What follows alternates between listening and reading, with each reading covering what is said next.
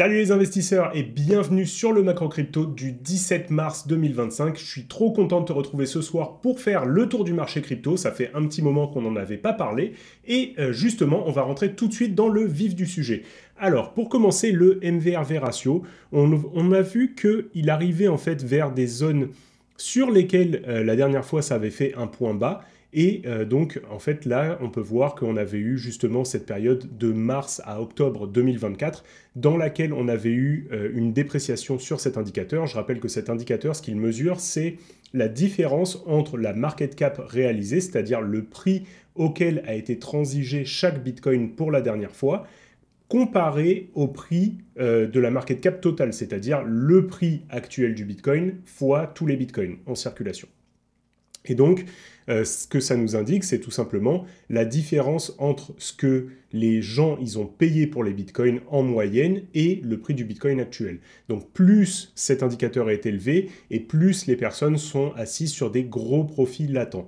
Là, le fait que ça ait rebaissé et qu'on soit à peu près sur les zones où ça avait fait support la dernière fois, on pourrait se dire que ça veut dire que sur ces valorisations-là du Bitcoin, il y a des personnes qui peuvent être intéressées d'en racheter, mais bien entendu, le prix le plus intéressant du Bitcoin, c'est quand on arrive dans cette zone verte, où en réalité, eh bien, on se rapproche de la market cap réalisée, c'est-à-dire que la market cap actuelle correspond au prix moyen d'achat de toutes les personnes du marché, et donc elles vont défendre ce prix pour ne pas avoir leurs positions qui sont à perte.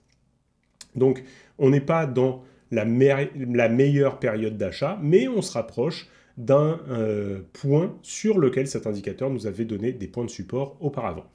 Pour ce qui est du NUPL, qui indique justement les profits et pertes non réalisés, donc ça c'est vraiment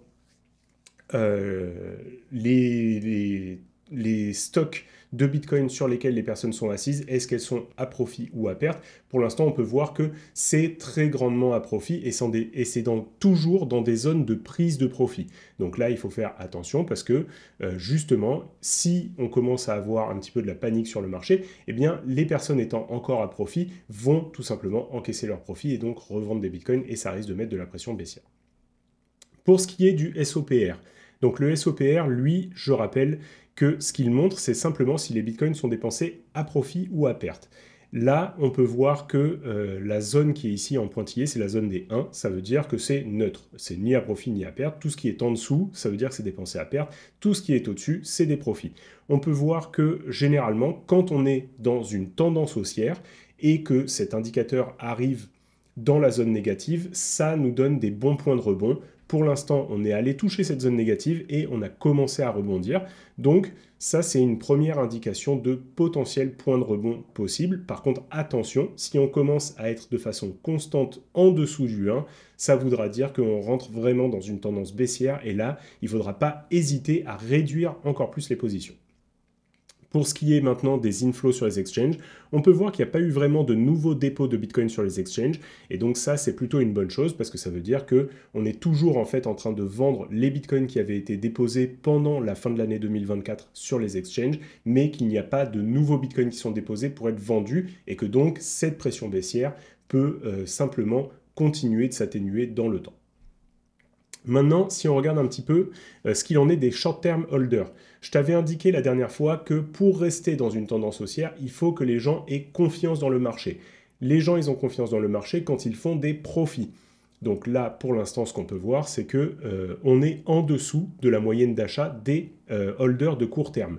Donc, qu'est-ce que ça veut dire? Ça veut dire que cette moyenne d'achat, qui est maintenant à 92 994 $, ça devient un point de résistance très important. Pourquoi? Parce que si tu te retrouves à tenir des positions à perte, si jamais ces positions reviennent à peu près à ton prix d'achat, eh bien, il y a des fortes chances que tu veuilles revendre ces positions. C'est simplement de la psychologie. Et donc, ça met de la pression baissière sur le marché. Et ce qu'on veut voir pour reprendre une tendance haussière sur ce marché, c'est de revoir le prix clôturé au-dessus des 93 000 $ et de tenir les 93 000 $. Donc ça, ce sera une première bonne indication de retour de potentiel haussier sur le marché. Pour l'instant, tant qu'on est en dessous de cette moyenne d'achat des holders de court terme, je pense qu'il vaut mieux garder un biais relativement baissier sur le marché et attendre de voir des signaux plus haussiers. Ça ne veut pas dire qu'on ne peut pas commencer à faire des accumulations sur certains niveaux clés. Donc pour les personnes qui ont envie de recharger plus bas, eh bien, il peut y avoir des niveaux clés, comme par exemple les 80 000 $ ou encore l'ATH précédent dans les 70 000 $. Donc ça peut être des positions qui peuvent être intéressantes à prendre, mais tout en sachant que c'est pour du plus moyen long terme et pas du tout pour disons, les semaines à venir où on a des risques de rester en fait sous la tendance sous le prix moyen d'achat des holders de court terme. Pour ce qui est des holders de long terme, eux, on peut voir qu'ils ont recommencé tout doucement à accumuler des positions justement sur cette zone-là. Et donc, ça nous indique que la zone des 80 000 $, c'est une zone qui est surveillée par certains acteurs pour commencer à se réexposer tranquillement. Donc, c'est pas non plus complètement déconnant de vouloir reconstruire quelques petites positions à partir de ce niveau, tout en continuant, à mon avis, de lisser le prix d'achat en plusieurs fois. Donc, plusieurs cartouches. Peut-être que là, il y en a certains qui ont commencé à déclencher des cartouches sur ces niveaux. Si on regarde rapidement ce qui se passe sur les réseaux sociaux.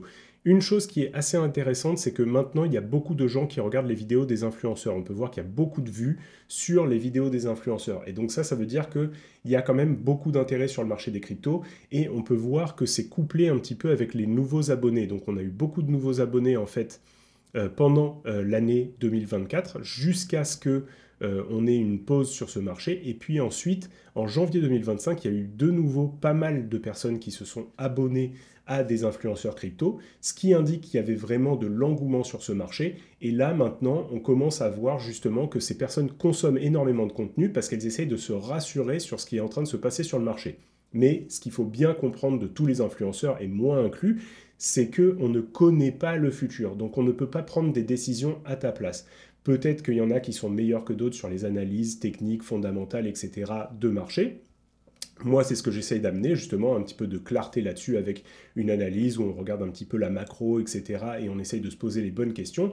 Mais à la fin, c'est ta stratégie qui va te permettre d'avoir des performances sur le marché. Donc c'est à toi de définir dans ta stratégie quels vont être tes points d'entrée, quels vont être tes points de sortie, quelles vont être tes invalidations, et de être OK en fait avec les risques que tu prends dans ta stratégie. Si par exemple tu as décidé d'accumuler du Bitcoin pendant plusieurs années et de mettre, je ne sais pas, 2% de ton capital, bah, dans ce cas-là, il n'y a aucun problème, tu continues de lisser et ça n'a rien à voir en fait avec les analyses qu'un tel peut te dire.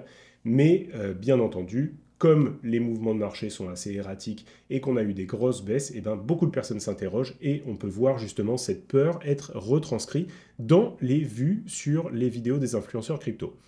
Par contre, au niveau des volumes de tweets, c'est beaucoup plus faible et donc on peut voir que malgré tout, en fait, il y a de la peur, mais il y a aussi un désintérêt sur le marché, c'est-à-dire que nos portefeuilles sont dévalués, donc on essaye de se rassurer d'un côté, mais en même temps, on n'a plus envie d'en parler, en fait, parce qu'il n'y a plus de quoi se vanter de montrer des gros multiples, tout simplement. Et voilà, ça fait pas mal le tour de ce que j'avais à dire sur les réseaux sociaux.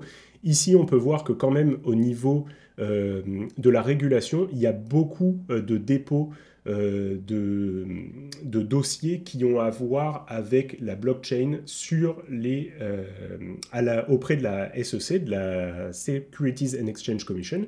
Donc, il y a beaucoup en fait de choses qui sont en train de se passer sur la crypto au niveau de la régulation et des personnes qui veulent agir de façon institutionnelle sur la crypto. Donc là, il y a quand même des choses intéressantes qui sont en train de se développer à ce niveau-là. Pour ce qui est du Fear and Greed Index, on est toujours en niveau de peur, donc sur les 32, et on a été en extrême fear en fait pendant les dernières périodes. Donc la semaine dernière, on était au niveau des 15. Donc là, ça a vraiment fait des dégâts psychologiques en fait, le fait de repasser en dessous des 90 000 et de repasser même en dessous des 80 000 pendant un bref instant. Donc là, il y a vraiment de la peur qui s'est installée sur le marché. Et maintenant, si on regarde les ETF, on commence justement à avoir des institutionnels qui ont dérisqué. Donc là, clairement, il y a eu des sorties de fonds. Si on regarde au niveau des chiffres, tu peux voir que c'est quasiment que du rouge et que c'est quand même des grosses sorties. Ça reste quand même plutôt balancé, je dirais, sur le Bitcoin, même si là, on peut voir qu'il y a eu un petit niveau de panique. Mais on peut voir que ça continue à avoir des bons actifs sous gestion au niveau du Bitcoin. Okay, par contre, au niveau de l'Ether, c'est catastrophique. On peut voir que les sorties, elles sont massives. Je te rappelle qu'on était à peu près à 800 000 Ethers d'accumulés. Par les ETF, on a quasiment baissé de 200 000 Ethers accumulés. Donc là, vraiment grosse sortie de capitaux des ETF Ethereum, et je pense que les investisseurs institutionnels sont en train de grandement dérisquer sur l'Ether. Pour ce qui est du marché chinois, toujours rien sur les ETF, et maintenant on passe aux liquidations. J'ai pas les maps de liquidation habituelles, je ne sais pas pourquoi elles sont buggées aujourd'hui, donc on va faire avec celle-ci. Ce qu'on peut voir, c'est qu'au niveau des liquidations sur la journée, on a un gros niveau au niveau des 81 000. Ici, tu peux voir qu'il y a une chute drastique après les 81 000.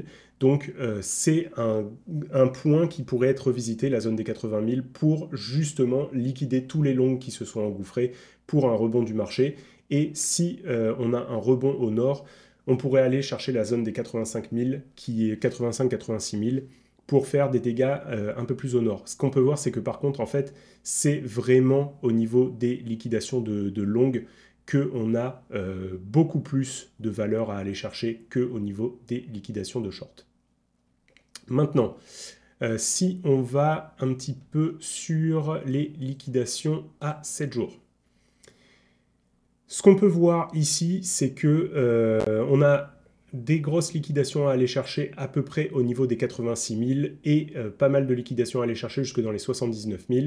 Et si on va sur les 30 derniers jours, alors là, c'est un petit peu plus lissé. On a quand même ce gros niveau des 81 000 qui est toujours assez clair. Et ensuite, on pourrait aller jusque dans les 78 000. Ici, plus au nord, on a toujours ce gros niveau des 85 000, ensuite les 87, et ensuite, il y a quand même pas mal de valeurs qui restent ici. Donc, ça peut être recherché à un moment. Encore une fois, je te rappelle que la zone des 93 000, ce sera forcément une zone de résistance avec les holders de court terme. Maintenant, si on regarde rapidement les Google Trends pour voir ce qui se passe à ce niveau-là, je vais essayer de rafraîchir un petit peu la page pour voir si ça arrive à revenir. Non, ça ne fonctionne pas aujourd'hui. Je réessaye une dernière fois, toujours pas. Tant pis, on s'en passera pour cette fois. Au niveau des graphiques maintenant, donc la Bitcoin dominance, elle reste extrêmement élevée. Donc encore une fois, toujours pas d'avantage à être sur les altcoins. J'avais prévenu de nombreuses fois pendant les mois qui ont précédé justement cette baisse de marché. Déjà, j'avais dit que moi, j'avais sorti une bonne partie de ce que je détenais en crypto sur le niveau des 100 000. Ensuite, on a eu le même coin de Trump où là, j'avais fait un short où j'avais dit que ça sentait vraiment mauvais parce que quand on a ce genre de même coin qui arrive sur le marché et tout justement ce niveau d'imbécilité qui arrive sur le marché, c'est rarement des bons signes, c'est des signes d'euphorie en fait qu'il faut prendre en considération. Et j'avais encore fait une vidéo la semaine d'après ce short-là en répétant encore une fois que moi j'avais sorti une bonne partie de mes actifs en crypto. Donc j'ai été plutôt prévenant, et en plus de ça, avant ça, j'avais déjà prévenu depuis longtemps que ce n'était plus des zones d'investissement. Ça peut être des zones de trading, il n'y a aucun souci là-dessus. Sur le court terme, il y a toujours des choses à faire sur les cryptos, mais je le disais depuis longtemps que ce n'était plus des zones d'investissement à mon avis. Ça aurait pu monter beaucoup plus haut, moi j'avais des targets qui étaient beaucoup plus hautes que ça, mais ça reste qu'il faut être conscient du moment dans lequel on est, et encore plus maintenant où on a justement toutes les nouvelles qu'on avait envie qui arrivent, qui sont arrivées. On n'a pas de nouveaux narratifs qui viennent remplir en fait le marché des cryptos d'engouement, et donc les nouvelles qu'on a en ce moment, elles n'ont pas vraiment d'effet sur le prix du Bitcoin de façon positive. De plus, on a une macro qui est assez dégueulasse parce qu'on a justement Trump qui est en train de faire beaucoup de mouvements au niveau de la géopolitique. Ça fait des grosses peurs sur les marchés. On a pu voir que les marchés boursiers ont dévissé eux aussi. Et donc, les cryptos étant le marché le plus volatile, eh bien, c'est le premier à être dérisqué par les investisseurs institutionnels lorsqu'il y a justement de la peur sur le marché. Donc, ce n'est pas forcément le marché qui va être le plus facile en ce moment. Par contre, pour des traders, ça peut être très intéressant, et pour des personnes qui attendaient justement d'avoir un effet un petit peu solde, etc., Sur le Bitcoin, moi je pense qu'on peut arriver à des niveaux qui sont très intéressants d'être rachetés, comme par exemple si on va retester l'ATH précédent. C'est un endroit où moi potentiellement je suis intéressé à mettre une cartouche et voir si ça va plus bas, et ben, de remettre d'autres cartouches comme ça en moyennant. Maintenant, euh, tant qu'on a la dominance du Bitcoin sur ces niveaux-là, clairement, on n'est pas du tout sur des bons moments pour investir dans les altcoins. Pour ce qui est maintenant du market cap total, donc on peut voir que sur le market cap total, on a eu une baisse qui est assez ample, de 34%, donc on a perdu 34% de la valeur du marché crypto là pendant ces quelques semaines qui sont passées. Et si on compare avec ce qu'on avait eu ici auparavant, qui était 37%, on peut voir qu'on est à peu près dans les mêmes niveaux. Donc on peut se dire que ça nous donne des bonnes chances de rebond en fait sur cette zone-là pour avoir soit une latéralisation, soit peut-être un dead cat bounce et repartir à la baisse. Dans tous les cas, acheter ce niveau pour du trading de court terme sur quelques semaines, ça peut s'entendre. Si tu as des stratégies qui vont avec ça, je ne dis pas du tout que c'est idiot de le faire. Moi, je serais plutôt enclin à dire qu'on a des chances de rebond sur cette zone. Maintenant, si on regarde un petit peu le graphique du Bitcoin, donc justement, au niveau du graphique du Bitcoin, on a ici cette zone de rebond qu'on avait définie déjà auparavant, et on a ici la zone de l'ATH précédent qui sera intéressante si elle est revisitée. Donc moi, à mon avis, si on passe sous les 70 000 $, il y aura justement cet effet de peur extrême et ça pourra être intéressant de mettre une cartouche à ce niveau-là. Donc moi, j'hésiterai pas, en tous les cas, à mettre une bonne cartouche de une bonne quinzaine, vingtaine de pourcents du capital que j'ai envie d'investir en crypto sur le Bitcoin, sur cet endroit-là, et voir de continuer à en réaccumuler si on redescend sur les 60, puis sur les 50, etc., etc., par la suite. Ici, le point qui est intéressant, c'est qu'on a cette VWAP ancrée aussi de ce point ici avant le départ justement de cette grosse jambe haussière. Donc ce point-là sur les 64 719, il risque de continuer à monter tranquillement si le prix du Bitcoin y stagne, et donc ça pourrait nous faire un deuxième support avec justement cette zone des 68 000. Et pour l'instant, en fait, on a cette VWAP ancrée de toute la phase de stagnation qu'on a eue en début d'année, qui nous fait support. Donc il y a une moyenne de prix d'achat en fait sur ce niveau-là qui risque d'être défendu par des holders de plutôt moyen long terme. Pour ce qui est du Z-score, on peut voir que sur le weekly, on n'y est toujours pas. Par contre, sur le daily, je pense qu'on a eu justement des premiers signes de rebond sur le Z-score. Donc là, quand c'était arrivé ici, moi j'avais prévenu qu'il y avait des bonnes chances en fait de retourner sur les 90 000 à 94 000 $. Donc ça, je l'avais indiqué dans le macro crypto, le dernier ou l'avant-dernier qu'on avait fait. Et ben, j'avais plutôt bien senti le coup. C'était une bonne chose de dérisquer à ce moment-là. Et d'ailleurs, je l'avais indiqué sur le Discord. Si on retourne ici sur le Discord, tu pourras voir que dans les analyses que j'avais fournies, on avait parlé un petit peu justement du Bitcoin et j'avais dit maintenant on a fait le retest dont je parlais dans le macro crypto et à mon avis l'avantage diminue fortement ici. Comme évoqué dans la vidéo de la semaine dernière, cette zone devient notre résistance avec des personnes qui pourraient être tentées de limiter la casse après ce rebond. Donc tu vois, j'avais été aussi assez transparent pile au moment où on était sur ces niveaux pour les personnes qui me suivaient sur le Discord. Maintenant, si on regarde rapidement ETH contre le BTC, ETH, il n'arrive pas du tout à trouver des points de rebond. Moi, j'avais encadré cette zone comme étant une zone de très long terme qui aurait dû être défendue à mon avis. J'étais même à dire qu'on avait des très bonnes chances de rebond sur cette zone-là. On avait vu justement cette mèche, cette absorption, un début de rebond, et finalement, Ethereum, il continue de décevoir. Donc pour l'instant, aucun avantage à être dessus. On risque même d'aller retester cette zone des 0.17 contre le Bitcoin. Donc ce serait même quelque chose qu'il faudrait s'attendre à voir en fait sur l'Ether maintenant que cette zone-là a complètement lâché. Le canal baissier a complètement lâché lui aussi. Donc pour l'instant, tant qu'on ne repasse pas au-dessus de cette zone ou qu'on ne va pas toucher cette zone qui pourra être potentiellement une zone d'achat, mais encore une fois avec un Ethereum qui déçoit énormément, pour l'instant, il n'y a pas grand-chose à faire là-dessus. Si on regarde Ether contre l'USD, j'avais indiqué que entre ces deux VWAP ancrés, c'était intéressant d'en acheter. Donc là, tu peux voir cette VWAP qui part du point haut de 2021. Donc là, ça veut dire que la moyenne d'achat des personnes qui ont DCA depuis 2021 se trouve à 2350 et les personnes qui ont acheté au meilleur moment, leur moyenne d'achat, elle se trouve à 2051 $. Donc là, on est passé en dessous de ces deux moyennes d'achat. Donc là aussi, vraiment des assez mauvais signaux, je dirais, pour l'Ether. Si on n'arrive pas à repasser au-dessus de la moyenne d'achat des acheteurs de long terme qui ont acheté le bottom ici, je suis plutôt bear sur l'Ether. Si on repasse au-dessus, je pense que ça sera toujours une bonne zone d'achat autour de cette zone-là des 2000 $. Mais il faut vraiment reprendre cette VWAP ancrée. À mon avis, tant qu'on n'a pas repris cette VWAP ancrée, c'est pas beau. Par contre, au niveau de l'Ether, on est quasiment à moins de déviation standard en weekly sur le Z-score. Donc là, encore une fois, une possibilité que l'on soit sur des zones d'achat intéressantes quand cet indicateur va se déclencher. Pour ce qui est des alts, il y en a très très peu en fait qui performent contre le Bitcoin, donc ça sert quasiment à rien de les regarder. Dans celles que j'ai trouvées qui étaient notables, qui se débrouillent très très bien dans cette période bear, et donc justement c'est dans les périodes bear qu'on a comme ça les pépites qui peuvent se révéler. Je trouve que le BNB maintient très très bien son range contre le Bitcoin, donc ça c'est une chose que j'ai notée. Il arrive à maintenir de la valeur le BNB, donc ça c'est intéressant.